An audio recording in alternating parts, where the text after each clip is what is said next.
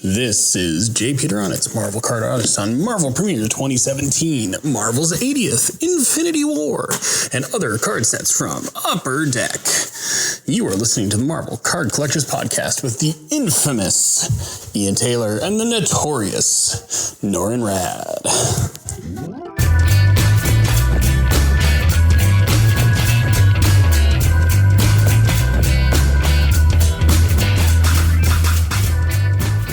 Hello everybody, my name is Ian Taylor and welcome to the Marvel Card Collectors Podcast, brought to you by the Marvel Cards Fan Collective, an awesome community of card collectors and creators.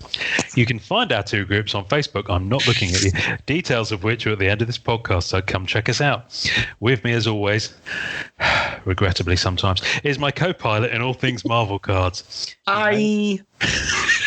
He mailed me in to get me slabbed, but with my receding hairline and severely rounded corners, I was 47 last week. What do you expect, folks? I came back graded 6 out of 10 and could barely fit in the slab. He, however, is always... That's what she said. You messed up the punchline. I'm so sorry. Let's do it again. I'm just going to carry on. He, however, is always gem mint. It's Norrin Rad. You are so nice. You'd come back, Gem Mint. You're beautiful. Don't you ever? You're beautiful. Anyway, beautiful. I hate I'm that not guy. Gonna sing I don't know James what Blunt. it is. Is it James Blunt? No, that's not who I hate. No, it is James Blunt who's saying. Wait, who's the Body beautiful. Wonderland person? Oh. No, you can speak. You can speak. You're on the podcast with us. We'll introduce That's you John in a minute. Mayer or whatever his name is. Mayer. Oh, Yeah. God. Oh, what a okay. nightmare. Jesus, sorry for John Mayer fans who overlap. Although now with the I'm card. sorry I said that, so I could just listen to you guys argue about that. Oh, that's quite. I've never heard of this person. I've no idea who you're talking about. Good. James Blunt is Lived a handy good rhyming life. slang for a start. I do not know James Blunt, even though I know James that Blunt. song. He's an English. I was going to say he's one of those made-up English things. Yeah, no, he's in English, and he's a posh boy. He's a posh boy. He used to be in the army, and he people love to hate him. So if you ever go and look at his Twitter feed, it's him saying stuff back to people who tweet that he's useless by worse stuff about himself. It's kind of quite difficult to describe. In fact, you know what? It's probably easier if I just find some and read them out. So I like them already. This is James Blunt is brilliant. Like I said, excellent rhyming slang.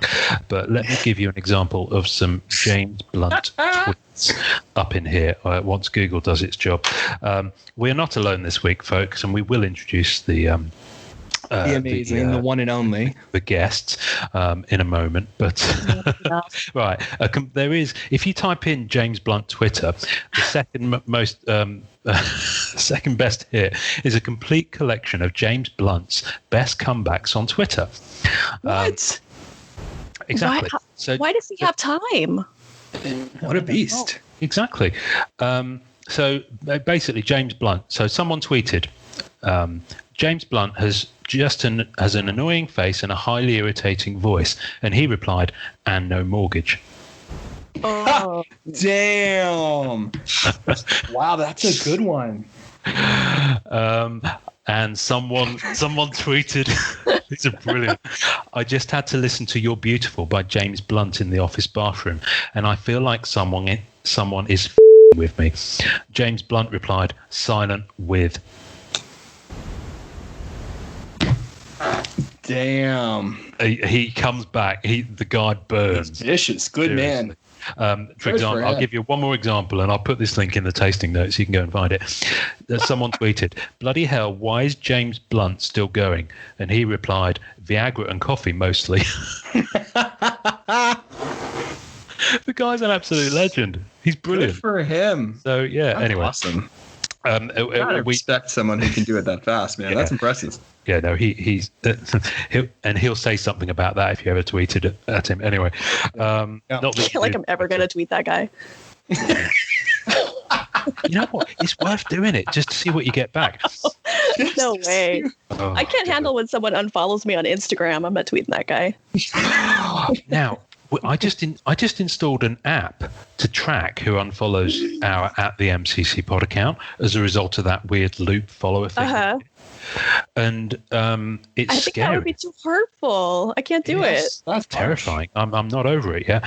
Anyway, let's rewind, folks. We have a guest, and it's not Norin's cat, even though she was on the podcast just before we started recording. This week we have Amanda Z is with us. Amanda, welcome to Thank the you. podcast. Thanks for having me. Oh, Amanda, I've been hoping and praying and crossing my everything that you'd come onto the podcast. So thank you. I know that you were moved heaven and earth to get this time today to do it. So I really appreciate that. You're in California, aren't you? Mm-hmm. Yes. Whereabouts? Orange County. Orange County. That's by Disneyland. Yeah. Is that where there's quite a lot of weird people saying that they don't want to wear masks? Yeah. Yeah. Okay. Yeah. I remember seeing something on the news about that. They were giving like testimony to the council or the governors or whatever it was, and they were they're crazy. Yeah. Crazy. They're calling us the Florida of California now.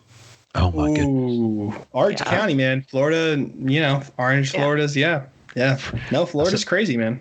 That's a So that makes burn. sense. That's a burn. Yeah. So Amanda, you run. Is it a business or is it kind of just a hobby thing? Or I never know where to pigeonhole it because I know it's not your day job. But what do It's you? a business. What do you run? I recently launched an LLC for it, so it's all shiny and official now. It was getting a little too big to fit into that hobby category. Tell us about it. What's it called? Oh, it's my website's called thegradedgamer.com, and I sell graded trading cards of all sorts. Lots of Marvel, Magic the Gathering, Pokemon, DC, Image, small press, basically anything I can get my hands on. Anything you can get your hands on, anything you can get into plastic. Yes. It's a nice excuse to pack racks for myself. Yeah. Well, not that any of us need an excuse, but you turned it No, into but I'm justified now in doing that. Well, it was funny because I've been following you on Instagram for a long time now. I think I'm not the best with dates, but I've been following you for a very long time, and I remember seeing your wall, and you have these great pictures. You have the best fingernails in the business, the most stylish and well designed. I get excited, man. I'm like, oh wow, that's really cool because they're really color complementary, and you do great lighting, and you always do such good work with the cards you do. And then I looked at your website, and you had all these beautiful treasures on there. And I remember hitting people up, and I was just like, okay, you need to see what's happening over here because 96 is there, 93 is there, 92 is there. You need to this is just sitting there. I don't know why. And I remember doing all this legwork, and I was like, okay, this person needs to start talking to us now. And then we got you over into our group, and you were so nice. You were like, I don't want to I want to join because I'm a collector. I don't want to be. I was really nervous to join. Yeah, I didn't want to come in as a retailer or a seller but the community is great. It's fantastic. Really nice people, and you're super super kind, super legit, and such a class act. And then we got you into Collectors Club and all this stuff. Did you ever? Character Club. Oh God, Character Club. Trademark. I just heard the ding, trademark. No, it's fine. It's just that's what we've always called it for our listeners. So if we start calling it something else, trademark it. I'm writing it. We should trademark Character Club. Well, we have put an episode out on a certain date that was called Character Club. So at some point we'll have to have a part 2. Character Club part 2. A round table. Yeah, Wow. You guys need to have a part 2 because I have a bullseye hoodie now. I'm ready. I'm ready to wear it. Yeah. Well, okay. Well, straight away there's a spoiler. What's your character of choice? Oh, sorry. Bullseye. with a nice little side dish of Daredevil thrown in as well. Yeah, they overlap, so it's easy. Yeah, I do love Bullseye. I absolutely love Daredevils. I'm about to massively trim down my comic collection. I'm literally going to offload about half of it. And there's a lot there. And I'm going to be keeping Spider-Man, Daredevil, Doctor Strange, Ghost Rider, and and all of them. No, at Midnight Sun. No, I'm getting You rid said of. you're trimming, right? No. Yeah, well, I'm getting rid of Spawn 1 to 100. I'm getting rid of Uncanny X-Men, most of Volume 1. I'm getting rid of about a third of Avengers Volume 1. A whole load of independent stuff. Lots. Wow. Just lots. So yeah, I'm probably about 6-7 long boxes worth. Oof. I'm going to be offloading. That's a lot. That's a lot of shipping. Are you going to eBay that, or are you going to try No. My local comic guy's going to take them off my hands. Oh, that's nice. And he'll give me a fair price. So that's nice. Good. That's some drinking money. Yes, it's paying off my credit card money. That is, but no, I have been eBaying furiously recently with the Sega games. So that's been helping. Anywho, Bullseye. I love Bullseye. I've still not seen Daredevil season 3. Oh, you're killing me. No, we haven't seen it. Well, my wife was kind of like, I need to take a break from superhero stuff for a while. Yeah, but Daredevil's like so street level, and he's not so. Not if you're not one of us. No. So yeah. But it's so good. I know. We will go there. Although we did subsequently manage to watch The Boys. I didn't watch that. Oh, it's good. It's so good. It's really good. Season 2, See, that's September. What I kept hearing. I kept hearing it was super good, but I'm one of those obnoxious people who the more people tell me something's good, the less likely I am to watch it. too. Look into my eyes. It's really good. It's really good. That wasn't at all creepy. That was. That's funny. It means I'm going to watch it in about 5 years from now. Oh, good grief. Okay. I know. So welcome to the Marvel Card Collectors podcast, where we actively put you off watching television series because we're enthusiastic about them. You're welcome. You need to watch Daredevil. I need to get before you start pushing some other non-Marvel. Well, listen, I've watched seasons 1 and 2 and absolutely loved them. So, but yeah, but they don't have Bullseye. Oh no, I'll get there. Don't you worry. Thing is, I've been kind of putting off starting it because I don't want it to end. I get that. Amanda's calling you, man. She's like, I don't know. She's coming at you, bro. Okay, all right. I think you're the last one. Frank just finished it. That's good. Damn. So Frank finished it before you. You know it's bad now. Who's Frank? Iron Man. You know who Frank is. Oh, I don't know. We've actually got about 4 of them in the group. That's very fair. We have got about 4 of them in the group. Yes. The only correct response to the question, can I be Frank, is okay if I can be Barbara. Anyway, so on that bombshell. I like the airplane joke better, man. Surely you can't be serious. Don't call me serious, and don't call me Shirley. So this is why you guys are hobby husbands. This is why we are absolutely hobby husbands. True. So I want to talk about graded cards. I really want to talk about graded cards. So where did you start? How did you start doing that? Did you always know about card grading, or were you collecting and then you got into that? How did you fall into it? So I've always been a collector. I've worked, I think my senior year of high school up through. Now that I've said that, how do I do this without dating myself? I worked for quite a long time in a comic book store, various comic book stores. Nice. So, and I was telling Norrin earlier that this was in the 90s where it was cards. There were always cards on the counter. There were all kinds of boxes and packs and something new coming out all the time. So I was always into cards. And then after I left that job for the real world, I kind of fell off on the cards, kept going with the comics. But then, oddly enough, I ended up getting season tickets for the Los Angeles Kings. So I got really into hockey. So then I got into the hockey cards. And then it was more on the hockey side that I discovered card grading, because it's the norm with sports cards. Yeah. It's just I don't know how I want to say it. It's just a normal part of the hobby. So I started sending in hockey cards, and then I had always had all this 90s stuff sitting around, and it just seemed like, well, why why am I not grading these? It got to the point for me where I had collected all of these sets, gorgeous sets, the 95s and 96s, the 1990. But once you have it, other than just flipping through the pages of your binder, like what's next? So then it seemed like, well, I could chase the perfect version of these cards. So why don't I do? So I just started sending those in too, and it just went from there. Wow. Okay. So how many cards? Because obviously you sell them as part of your business. I sell them. You sell them. like Norin was mentioning that he saw stuff just sitting in the store, the 96s, the 95s. I probably don't advertise some of those things as much as I should because I do enjoy owning them. Well, that's what I was going to say. So where's the line between personal collection and inventory?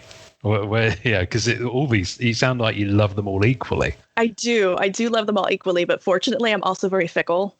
So I'm able to grade things. Like right now, I'm super into the Captain America 75th set, which is like, I don't know, like 4 years old now.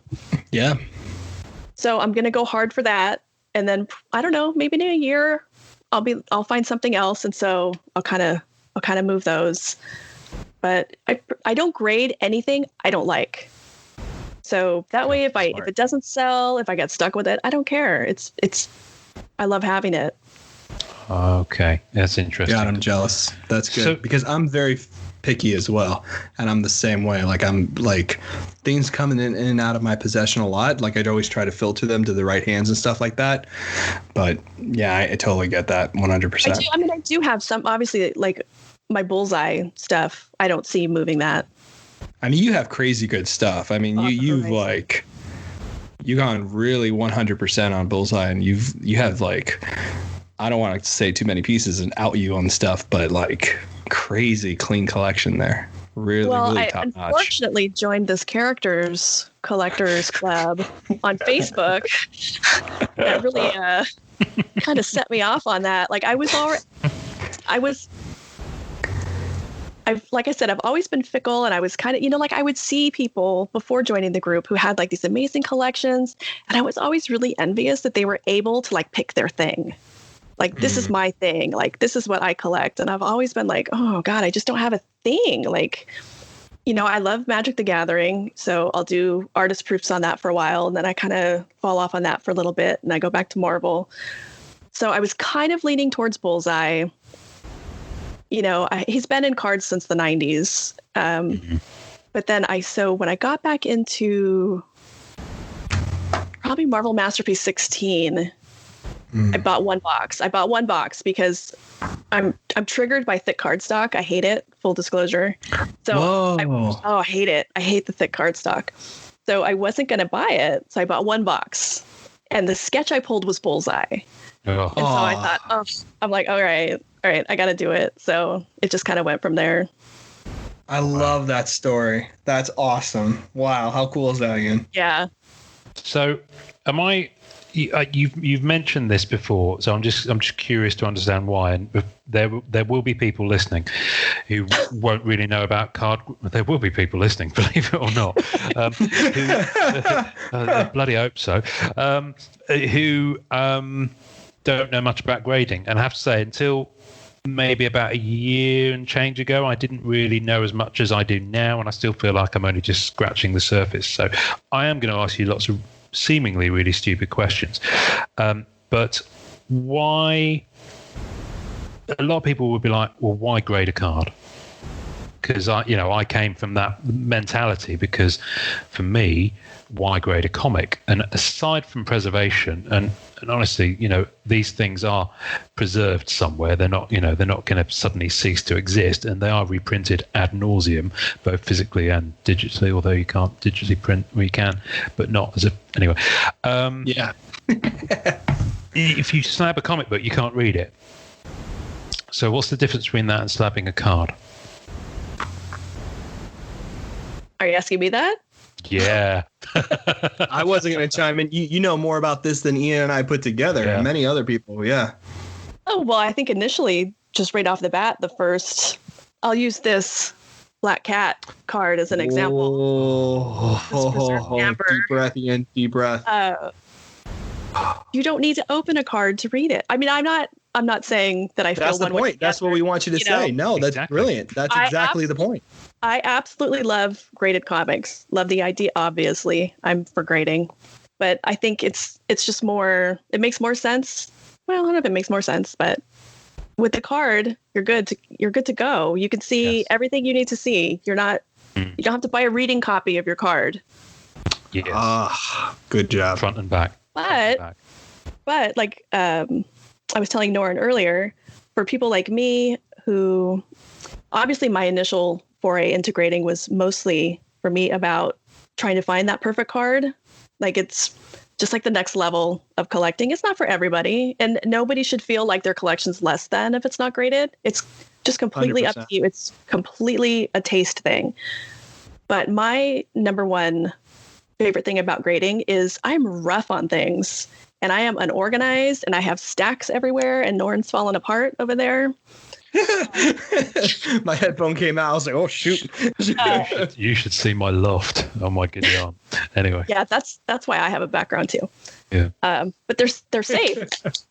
Like once they're in here, you don't have to worry about anything happening. But one of the I have 50 main reasons why I started grading.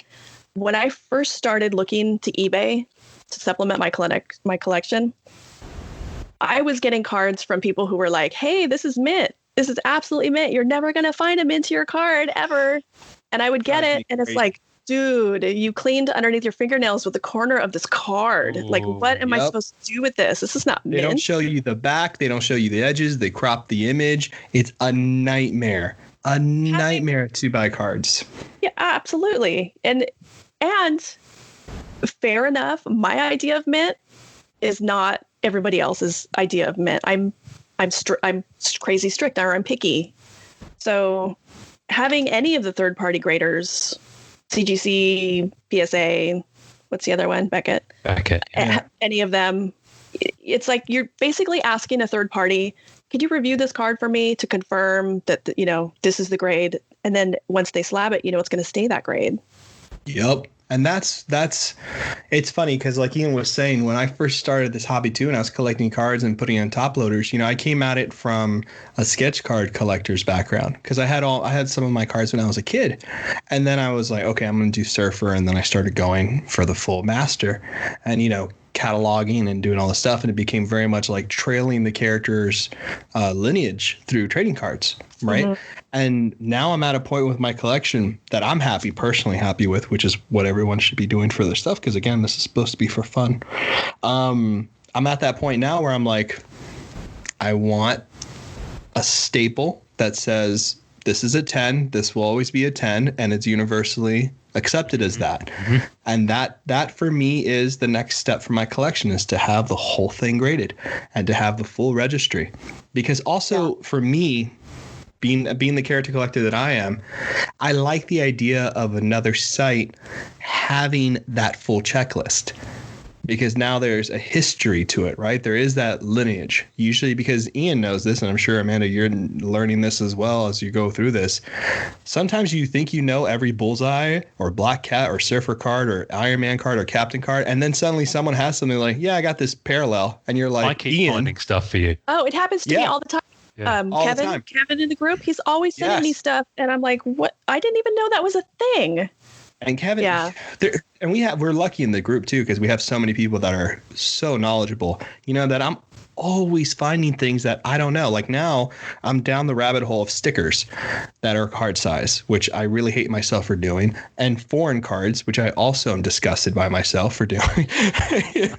Like I am down that hole now, and because I'm so far in, I might as well. And it becomes this kind of thing where it's like, I want there to be an official checklist for me.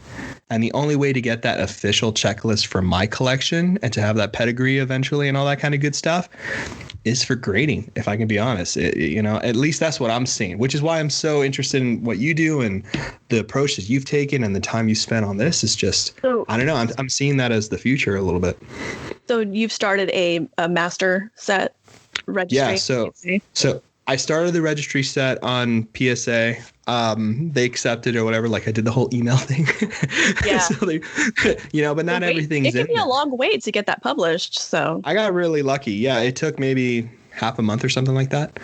Right. Yeah. Let's back up slightly because I don't know what you're talking about, and our listeners might not as well. no, that's good. Yeah. Let's go back up. So you've said that there's 3 companies that grade cards. So PSA, I know, is the one that you go with, and I think they grade up to 10. Is that right? Is their kind of top score? Yeah. Which very much echoes what comic books do. Beckett do it as well. I believe they also go to 10. Is that Pristine right? 10, Okay. Yeah, I think. And I know they all probably do things very slightly differently. And then you mentioned CGC, who are the kind of the big one in terms of comics. And my understanding is they're just starting to get into cards. Is that right? Yeah, they just launched their Pokemon and Magic the Gathering wing. So just those 2 at the moment. Okay. Yeah. All right. So. And there's CGC also, but I don't know how much non-sport they're grading. Yeah. Okay. Or SGC, I'm sorry. SGC, that's right. What's the one I've got here? What's GMA mean? Don't buy it. Okay. We'll come back to that in a moment. I've got something to show you in a minute. We've lost Aaron. It means don't buy it. It means don't buy it. Marvelous. Okay. So avoid that, folks. Great. So you kind of use and prefer PSA. So I do. If you have a card that you've got in your hands. Now, you'll know this because you're very used to doing it and you look at things with a very fine tooth comb. And my understanding is that when you look at the cards, you're looking at it almost as if you're like a jeweler. We've got that, you might have something to light. You might have something, you might have something to look closer, like a magnifying thing that goes in your eye. So, you could be kind of in Hatton Garden selling diamonds to people. And you do that because what stops? So if you've got a card and you've literally just taken it out of the packet, like it's not been anywhere apart from the packet, you've opened it really carefully, and then you send it to them. What would stop it coming back a 10 in that circumstance? Oh, a whole lot. That's I think that's a popular misconception is that cards come out of the pack. Ooh, my computer's doing things. That cards come out of the pack, Gem Mint 10. Because they don't. There's like centering. If a card has a border, centering frequently is an issue that will automatically knock it out of a 10 category if it's. Oh wow! So even the manufacturing process. Oh, absolutely. You've done. Yeah. Wow. I know. Okay. I'm listening a little bit more to things on the comic book side. I've kind of got the impression from them that anything that's like a defect from the manufacturer is like accounted for. Like it's kind of included. It's okay on that side, but with cards, but no. So like, I know in the group, there's a lot of people who collect miscut cards. No, those are going in the trash. So like centering right out of the pack is an issue. You guys are all familiar with what I call the 90s stick, where you try to open glossy cards from the 90s. So any kind of, loss of paper. A lot of times it's corners. Like for the 92, I'm breaking a lot of 92 right now.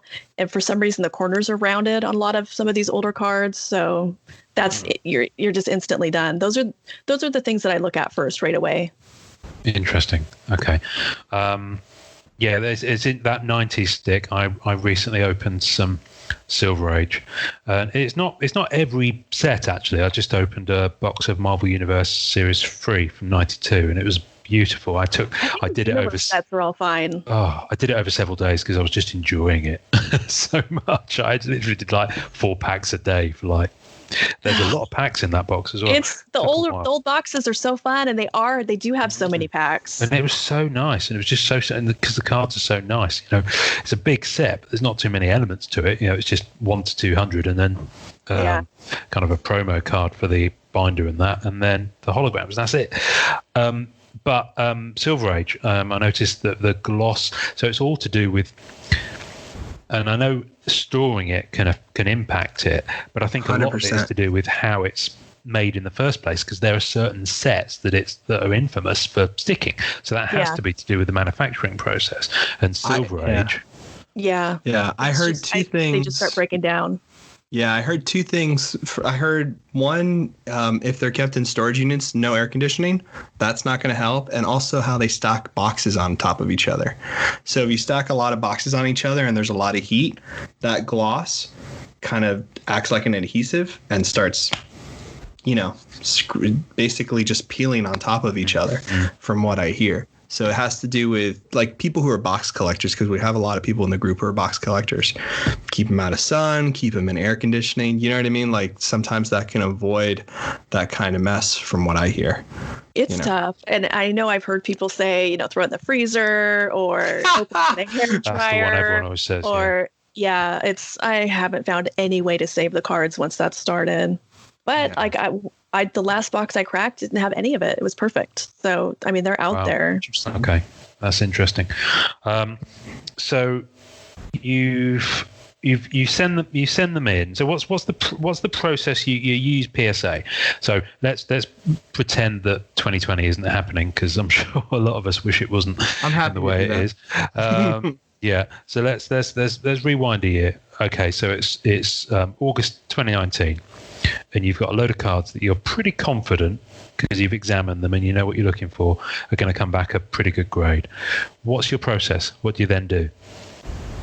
So for PSA, I put them in card saver ones. So I know you guys love your top loaders and your one touches and your whatever. I don't own any of those. Only card saver ones. And what's a card saver one? It is. It's like this. I think my background's making it. It's okay, no, I can see that. It's the semi-rigid. Oh, yes, I've got some of those. But it's the larger size, so that way you can easily get in there. And have you got that in a top loader going in there? You need a penny sleeve. Yes. Sorry, penny sleeve. Apologies. And here, this is my pro tip for the day. I don't know if I have my box cutter here. When you guys are sleeving your cards to go to PSA, actually, when you guys are sleeving any of your cards, if you take your penny sleeve, make sure you cut. If you cut the side, I don't know if you can see this. Yeah. Genius. Slice like half an inch down or something? Yeah. Yes. Yeah. So that way, when you're sliding the card in, let's see. You don't ding the corner. You don't ding the corner. I wish you told me this before. So many people. It's so much easier. And because so many people are like, I know it was perfect. And I've done it myself. I get lazy. Yeah. And then I put it in and I turn around and look and it's like, oh yeah, totally caught that on the sleeve. So once you do that, you put it in the top loader. And I don't know how anyone else does it. I might be a little particular. But I label each card on the, I'm trying to figure out this background. So I label each card on the back, because you have to go online and you fill out the form and you let them know what you're sending. This one's actually going to CGC. So you have to match the invoice that you're sending to PSA with what you're actually sending, because another pro tip, if you leave out a card or you send a card that's not on the invoice, it's going to jam up your order for a really long time. FYI. Wow. Voice of experience. So, so you get them labeled. PSA gives you a submission number. So you add the submission number to each card. So it's kind of a process. It takes me a little while. Onto the label that you put on the back of the card saver. Yeah. Wow. So I print a lot of labels because I don't have time to handwrite all that stuff. So I just kick out labels. Then I just package it up and send it off, and then try to forget about it, because the turnaround times right now are really bad. What would they normally be, though? Let's go back a year. What would it be? What would you expect? Say you're sending in a batch of... I don't know how many you send in. Let's just say I sent 20 in a year ago. I'll just say I normally send in 100 at a time. Okay. And that would be like 65 days turnaround. So about 2.5 months. Yeah, but it's really blown up. I think Pokemon's really pulled in a lot of people, and that finally more and more people are starting to grade non-sport. So yes, finally, good. The backlog is real. Wow. Okay. Do they? So you mentioned. Well, there's a couple of things here. So someone, and I kind of think I understand what this means now, but I've seen people refer to things as having a pop one. or a pop 20 or whatever that is, and that can be, although weirdly I've not got it, I've only got two graded cards here from PSA, both of them from you. None of them actually say anything like pop anything on it, so I'm not sure where you see that. Yeah, you have to go online and check the PSA website, or whichever company graded that for you. So am I right in thinking that pop is short for population? Yes. So what does it mean? So that means, like, for that Black Cat card that you had, the 95 masterpieces, if I spied that correctly. Yeah. So that's, see, yours says that too. So that's Pop 1. So what that means is nobody else has one of those. It's a PSA 10. So this is the only one that's been graded 10 by PSA? That is the only one. It's a 10, Oh my Gideon. Wow. Oh my Gideon. I love it. Wow. Yes, Queen. See, that's what I feel too, man. I love it. I love it so much being Pop 1. It's amazing. It's nice. It kind of helps you. Okay, so sometimes it helps you value a card, but sometimes, like, if you're basically, I grade crazy things, right? Like, I grade everything. Like, some people have a value threshold they have to find on a card before they'll send it in. Like, oh, that's not a $50 card. Why would I get it graded? Well, I love the look of a graded card. I like to I want that next level touch on my collection. Yeah. So I do it. But, like I was telling Norrin earlier, I get a lot of messages from people saying, you paid X amount of dollars to grade a 10-cent card. Like, why would you do that? Why not? Well, right. Yeah. A 10-cent card to one person could be the crown jewels to another. Right. But so I end up with a lot of Pop 1 cards because I'm the only one that's sending those in.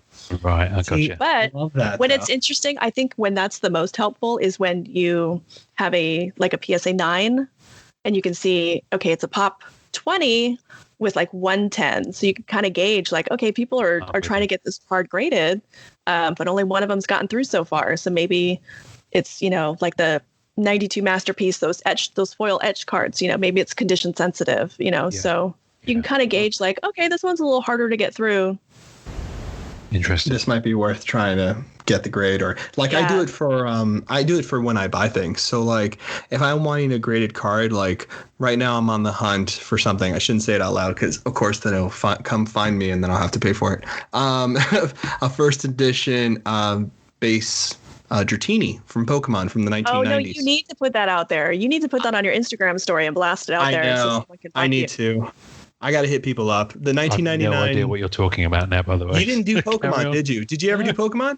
No. Okay. Well, I collect Pokemon here and there, and I have a very small collection. But like, I'm trying to shoot for a 1999 Dratini first edition, but they've been going up in price, the bases. So, for instance, maybe there's over 100 or 200 of the 9s out there, and maybe only like 127 of the 10s or some crazy number like that. If I see that the 9 is pretty low and the 10 is pretty low, I'll be like, well, then I can jump from a 9 to a 10 when I resell to get money for the 10. So like that's how I do it sometimes. I look at the green and I'm like, all right, if I do invest money on the 9, then I can eventually sell the 9 to get the 10. You know what I mean? Kind of like what you would do with comic books. Like when you're trying to reach a 9.8, right? You would kind of like jump your grades accordingly, especially if you're doing first appearances or any big books, things like that.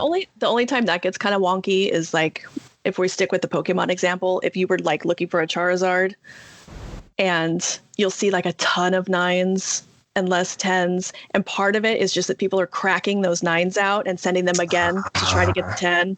So it kind of artificially inflates the numbers a little bit if they don't return the flip. Yeah. See, I was trying to figure that out because I did see the numbers spiking on certain things, and I was kind of, oh, okay. So that makes a lot more sense now. All right, that makes a lot more sense. Yeah. It doesn't make sense to Ian, I can tell. Poor Ian. I've gone. You've given me what's professionally known in the trade as Forrest Whitaker squint. Anyway, that's probably the least PC thing I've said on the podcast. So we'll move on. So you send them in, you get them back, and how often are you on the money when you think you're going to get a 10? I would say I'm in the. I don't want to flex here, but I think I'm pretty good.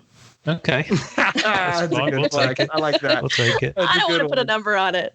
No, That's good that's though. fine. No, You kind of no, it's reassuring. have to be, right? You train your eye to do it too. I mean, I can only imagine. I mean, your eye is really good. I've shown you things through pics, and I've seen you grade, and I've seen like things that you submitted and stuff, and I'm like, yeah, she notices everything. That's crazy. It helps to be, well, I think you guys would be good at it too. I mean, you have to be particular, and part of it, like it's easier for me with cards. Like when I occasionally look at cards for other people. I don't do it a lot. But when I do, it's a little bit easier because I don't this is going to sound weird, but I'm not like emotionally invested in that card, grading a 10. So like when I get sometimes like I'll get a bullseye card and it's one that I don't have graded. And I'm like, oh, it probably could go a 9. Where normally I would just be like, I'm not grading this, like You're holding out for hope. I have an investment in like, oh, I really want this to be that great, and so I'm gonna ignore that, like it's got a binder dent, or something. Oh, binder dents! That thing scares me so much. That's why I don't do binders. Kill me with the binders in group when I see binder pictures. I get so nervous. I know Ian loves binders, and here's the thing. I love the aesthetic of binders. I love the idea of a binder. I love seeing my cards in a binder. I really do. And I've played around with many different options of putting my collection in binders. But man, I can't do it. I can't do it. And I know it's fine. Ian's collection is pristine, but I don't know why I can't do it. You have great stuff. He's I don't know about pristine. Yeah, I am careful with them, but also it's like I don't really care. I'm happy to own them. So you know what I mean? Yeah. So yeah, That's awesome. But for me, I'm at a very interesting point where I do now want to go back and get some of the key base cards from Cat, specifically Marvel Universe 1990, in 10. Or me jotting that down. To be honest with you, I don't mind if they're 9s. What I find interesting is what is the difference? So you've got a 9 here and it says mint, and you've got a 10 and it says gem mint. Why do they make that distinction? I'm just curious. I could read you from the PSA website exactly. I suppose I could have done this myself if I talked to No. I'm just curious. Just because I know I'm going to goof something on that, but so I mean, a 9 is still a mint card. I actually think all the way down to 7 is technically still a mint card. Yeah, that's right. Which is vexing to me because I feel like when someone tells me that something's mint and they send me a 7, is a 7. A 7's going to have like some stock missing from the corners. The centering. Some of that edge wear a little bit, maybe. Yeah, right? We're losing Ian again. No. I'm with you on that one. Yeah. There's a lot of edge wear. So a 9 is really close. It's just not like there might be one touched corner. Okay. That's interesting. That's what I do too. I mean, that's how I always gauge it. When I look at my stuff and I'm like, because I was lucky enough to get someone else's Surfer collection, which I was telling Amanda earlier, and I was lucky enough to do that. So I had like some cards to look through and to make decisions on what was better quality. And yeah, for me, it's like I'm always like my whole collection is probably between no damage to one little corner or one little edge wear. Like, you know what I mean? Like even one speck. Like if you look at Pokemon cards, for instance, they have a very yellow border uniformly, a blue border. Corners. Yes, rounded corners. I mean, on the front it's yellow, on the back it's blue. You can see when there's white there, and you can see that it clicks. You know it immediately. Wow. And Magic's pretty similar as well because you have black on black, right? Mm-hmm, yeah. So you can spot it. You can spot it and you can know it. But with non-sport and Marvel particularly, cards that change design and art from back and forward, and they don't have that uniform border. Yeah. It gets trickier. Because then you're making decisions. Like, for instance, we talked about this before in the 1990 holograms, from Marvel Universe Series 1. Those are like... Yeah, those are tough. The centering on those sometimes is terrible. Terrible. And even the hologram centering. Like, Surfer has such a huge name on there, and it says TM, for trademark or whatever, obviously. sometimes that TM is cut off because the hologram, the actual hologram itself is miscentered. Oh, yeah. So I know a lot of people don't look at it like that, but that's the psychoticness when you live with it. So like seeing it there, really you're looking at the hologram sitting in the white, and you have enough of the white at the top, equal on the bottom, equal on the sides, right? Usually it's either the bottom's too cut off or one side is really cut off, but you hardly ever get it equal around all sides. At least from my experience, I've seen a few now, and it's kind of tough to spot it. I mean, I don't really find too many that do that are centered. Other was it the X-Men? Was it Series 1 that had the holograms that had they're full bleed holograms? They come all the way to the edges, but frequently those have roller marks. Yeah. So so you never know coming out of the pack what issues a card's going to have. No, because it could have been on the sheet. It could have been messed up. You could have packs sitting on packs. You can have. I know there's a really cool thing that happens to some Pokemon cards where the ruffles of the pack get imprinted on the card or something like that. Is it called crimping or something like that? I'm not sure, but one of the things I'm kind of excited about that I saw on a video, I think it was a video from CGC, is they're leaning more towards having specialized graders and researchers for their different divisions. Smart. So I don't know if you've had any Magic cards, but initially, like with Legends, I cracked a ton of Legends, and I think I had a lot of beta at one time. But some of the cards have a flip up in the corner. Yes, I saw this. A little pinch, and it's a manufactured. They came straight out from the company like that, and PSA might be a little more inclined to knock that down, where it seems like CGC is trying to specialize and focus more. And no, that's a from the manufacturer issue. You've so that's going to be kind of in the field at which it sits. You can't have. There's a movie magazine in the UK that don't try and judge a movie that's a blockbuster movie versus a Citizen Kane or Schindler's List. They do very much try and approach them in their own kind of lane, if you like. Yeah, which that's seems exciting. to be the fairest way to appraise something. So yeah, it would kind of make more sense that they wouldn't approach a Masterpieces 95 in the same way they would have Magic the Gathering, in the same way they would a Panini Don Russ card, right? For example, for NFL, which makes perfect sense. What's the lowest grade you've ever had back? Ooh, good question. Okay, only because you two are my favorites. I will confess to getting back a 5. Oh my God! How dare you? Because I was in a super rush to get the sub in, and it was a binder dent.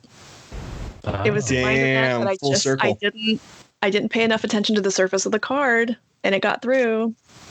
I mean, it looks fantastic in a holder. It looks great. Pokemon 5s or any kind of hard to find card that's a 5 from a binder dent, it still sells because there are legit people who don't care about the grade, but so much. Yeah. But they do like how a card presents when it's graded, and so the eye appeal was still fantastic on that card because it didn't break the color.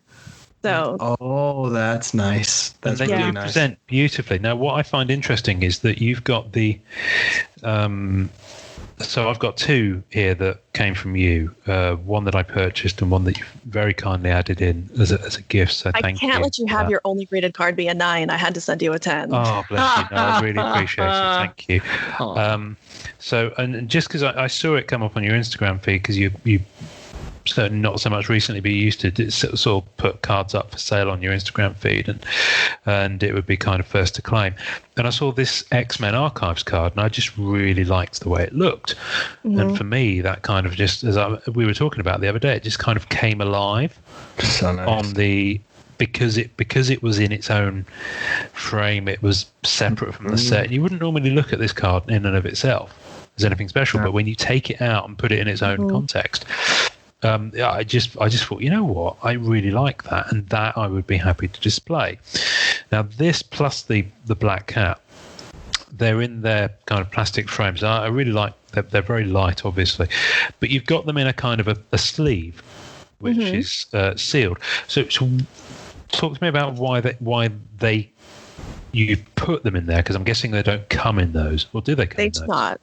No, they don't. No, I put them in there because the cases actually scratch fairly easy.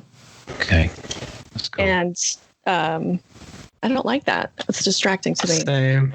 Makes sense. It makes absolutely perfect sense. I'm the same. I less so now, but I got really into collecting Blu-ray steelbooks about 5 years ago. That's cool. And some of those are worth hundreds, especially the Grails, some of the earlier ones. And you get these special steelbook sleeves that you put them in, because once you take them out of the shrink wrap, you can, and a lot of people collect them and never open them. Literally, Yeah.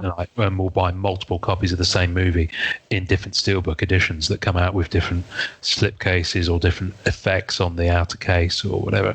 And it's an absolutely crazy scene. But you get these sleeves that you put them in, because steelbooks are very, very easily scratched. Oh, are they? I didn't know that. Yeah, very much so. One of the big things a few years ago, there was a particular company in the UK that had exclusive steelbooks that it brought out arrangement with the studio. And at the end of the day, a steelbook is a way for the cinema, the movie distributor to sell the same film to a customer multiple times. Because they might have had it on DVD, then they had it on Blu-ray, then they've had it on 4K Ultra HD, Like a parallel 3D, set or whatever. Yeah, exactly. It's the same movie, so they're just finding ways to maximize and monetize their back catalogue. So steelbooks are just another way of doing that. But you get these sleeves and you put them in, and it's just keeps them safe, because I like to open and watch the films. So I bought some steelbook sleeves, and last night we watched La La Land for the second time, and I had the steelbook, so I cracked it open. As soon as I cracked it open, and sometimes on the outer of the shrink wrap there's a sticker that says that it's a certain special edition, or it's only available at HMV or whatever, and you take that off. And common form for a lot of people is to put that on the inside of the case, so that it stays with. So you don't just bin it with a shrink wrap that went around the thing. Smart. So it's a really high thing. And then you put it into like a similar kind of sleeve, I guess, similar to a comic bag. So it's very interesting that there's a parallel, with that. Yeah, that is interesting. That's like you weirdos that collect deep pack wrappers. Yeah. But anyway, so this one company, there was a whole spate of it's really difficult to find a not Casino Royale, a Skyfall UK steelbook without a slash mark on the spine from where someone's taken a box cutter and gone like that. Oh, and so wow. It's across the whole spine of 50% of the product. Huh. Because the manufacturers didn't put a buffer in there. Yeah, they missed putting something there. Wow. So that one guy or woman. There's a thing. There's a thing. Wow, there's something to chase no matter what you collect. I know, exactly. So I still don't have. I mean, I'm happy with my steelbook of Skyfall, but it does have a spine slash. That was my quarantine goal, was to watch all the James Bond movies, and I didn't make it through. You did make it through. No. Where did you get to? I got to one that took place mostly in Japan. It was still Sean Connery. Oh, I'm going to be tarred and feathered for not knowing this by a few of my friends. I know the one you mean. I can't think of its name. It's not From Russia with Love. No, that one was something, though. Those movies didn't age very well from the female perspective. Even the Pierce Brosnan ones haven't. Yeah. Halle Berry tried, but anyway. Who was in 07? She played Jean Grey in X-Men. I love her. She has such a good look. Famke Janssen. Oh, yeah. She's great, man. She was Xenia Onatop was her character name. So clever. That's deep cut. Good work. Yeah, no, I'm very familiar with that. He pulled that right out, didn't he? Dude, that was fast, Ian. Yeah, no, I've seen that film about 30 times. I love it. I saw it at the cinema when it came out, and people were clapping and cheering. It was the first Bond movie in cinemas for like 7 years. Yeah, it was. Yeah. It was a big deal. People were ready for it, and I saw it at the Odeon Leicester Square, first night of release, and full house, and people were clapping and cheering. And English audiences don't do that in the cinema, and it's commonplace in America. Oh, really? But English audiences are very reserved. But no, the place went nuts. I digress massively. So you mentioned earlier on. So I've seen a lot of people say Okay, so first of all, you got plates. Now, some people do send plates in, and it is, I guess it's on a similar tangent to the whole, okay, you've got to take something in the context of what it is. It sounds to me like PSA maybe wouldn't do this, but a plate is by its nature has been through a production process. So what's your thoughts on grading of plates? Do you do it much? Have you seen people do it? Yeah. I send in all my plates. Oh, I okay. actually have the Moon Knight rainbow at PSA right now from 2019 or from 19 Marvel Annual. Yes. I managed to track all 4 of those down, so I sent them in. So they only authenticate them, though. They don't grade them because they have been through a process. Yes. See, that's smart. Like for So me, they do kind of, there is a kind of a level where they acknowledge it's something different there. Yeah. They'll say, yes, this is the real printing plate, and they'll slab it, but they won't grade it. In a similar way, I think CGC do that with signed comics. If they haven't witnessed it, they'll authenticate that it's been signed, but they won't. Am I reading it right? There are different color labels for comics. I think that's right, because I'm sending in, here's one. I'm sending in, they're white on the back, signed on the front, Magic the Gathering artist proof cards. Oh, okay. So because they come from the artist signed already, so because they're not witnessing the signature, they're going to give it that different flip color with a designation that it's an unwitnessed signature. I'm with you. But they'll still grade the card. So what if you have, and I know this is a tangent, so sorry everybody, but there are cards that come pack that have signatures on them. So will they just grade those? They won't. So for instance, like QFX, Marvel QFX, right? And I think it's 98 or 97, I think is the year, right? They have cards that were pack inserted, about 35 each, I believe, that are matted, but signed by Joe, who did the full set. So because they weren't there for the signature, but it's pack inserted, that's not necessarily an authentic. That's actually grading the card, right? I'm not familiar enough with CGC how they're going to grade those. I know for PSA they'll go back to, I want to say 1991. Anything pack inserted, they don't. They'll grade it out. I think it's 1991. The current, you don't have to ask for a separate authentication for the signature. Oh, interesting. They're gonna agree that was pack inserted. Have you? Love that. So here's a question. Some of the, and I'm pretty sure the answer is no on this, but it would be so cool if they did. Some of the Marvel Beginnings cards and some other Upper Deck cards have a COA with them. They have a corresponding serial number that goes on to there's a sticker on the card that's been signed. What if you send one of those in for grading? Because it's 2 cards. Do they do a double? I have. So I got back the autograph card was graded. And then they just sent back the certificate back in the top loader. That's a shame. Well, and I didn't push back on that. So that might be something we're following up on to see. They could just do a double like that. That would be so good. Yeah. The size would be completely different. Disappeared. There we go. You disappeared. Like a double hinge graded thing. Yeah. Well, it doesn't have to be hinged. Yeah, It could just be one slab. Yeah. That's true. I mean, you could playbook it if you did it right. You could have it so that it's a playbook. But I find that interesting because obviously with sports cards, and I only own one of these, and it's a beautiful thing, but it's very similar to the Marvel Premiere double booklets where they're hinged in the middle.